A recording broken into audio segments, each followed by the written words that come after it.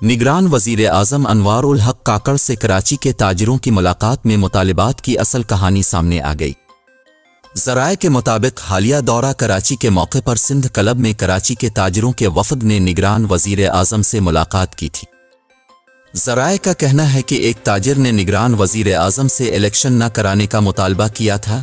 ताजिर ने कहा था कि हमारे जज्बात दीगर स्टेक होल्डर्स तक पहुँचाएं। ज़राए के मुताबिक निगरान वज़ीर आज़म ने मुलाकात में वाज़े किया था कि वो आइन पर अमल करेंगे। वज़ीर आज़म ने ताजिरों को जवाब दिया था कि मैं आइन पर अमल करूँगा। ज़राए ने बताया है कि ज़्यादा ताजिरों की तरफ से इलेक्शन न कराने के मुतालबे की बात दुरुस्त नहीं है।